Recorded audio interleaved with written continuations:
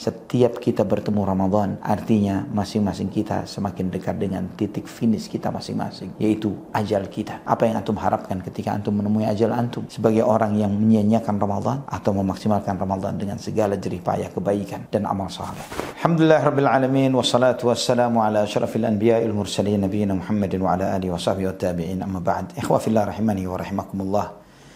Akhirnya tiba juga kita di bulan yang penuh dengan keberkahan, bulan yang penuh dengan semangat, bulan yang penuh dengan perjuangan, bulan yang penuh dengan amal ibadah.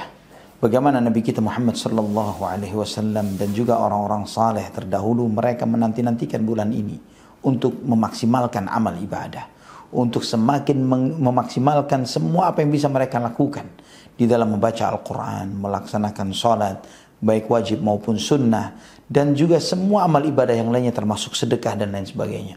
Ini menginspirasi kita ikhwah fillah bahwa Ramadan adalah bulannya semangat, bahwa Ramadan bulannya kita melakukan segala sesuatunya dengan penuh antusias, bahwa bulan Ramadan bukan bulannya mager, bukan bulannya gabut, bukan bulannya hal-hal yang sia-sia yang tidak ada manfaatnya. Coba kita melihat uswah kita dan suri tauladan kita Nabi kita Muhammad sallallahu alaihi wasallam. Bagaimana perang Badar itu terjadi di bulan Ramadan, Fathu Makkah di bulan Ramadan, dan juga itu dilakukan oleh para sahabat radhiyallahu anhum. Perang yang sangat fenomenal yang dijalani oleh sebagian besar sahabat di bawah kepemimpinan Sa'ad ibn Abi Waqqas radhiyallahu an, yaitu Qadisiyah, pun terjadi di bulan Ramadan.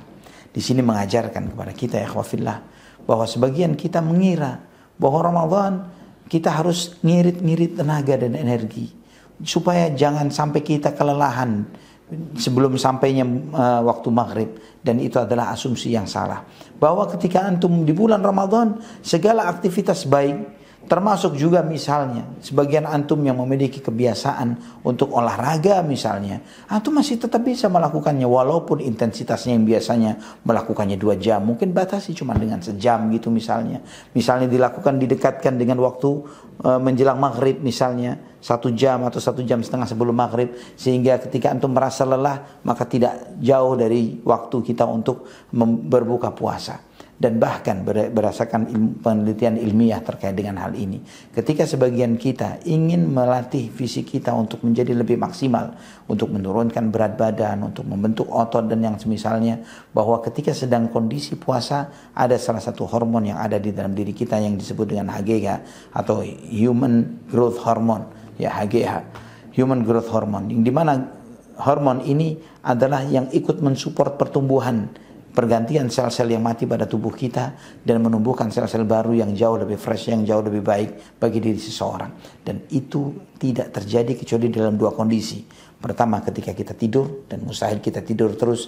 Dan yang kedua adalah ketika kita sedang puasa. Dan itu akan semakin maksimal ketika kita beraktivitas, melakukan segala kegiatan-kegiatan kita. Semoga Ramadan ini tidak kalah semangatnya dengan Ramadan yang sebelumnya, bahkan lebih maksimal lagi, karena antum mengingat, kita semua mengingat ikhwah fillah bahwa setiap kita bertemu Ramadan, artinya masing-masing kita semakin dekat dengan titik finish kita masing-masing, yaitu ajal kita. Apa yang antum harapkan ketika antum menemui ajal antum? Sebagai orang yang menyia-nyiakan Ramadan atau memaksimalkan Ramadan dengan segala jerih payah kebaikan dan amal saleh. Barakallahu fikum.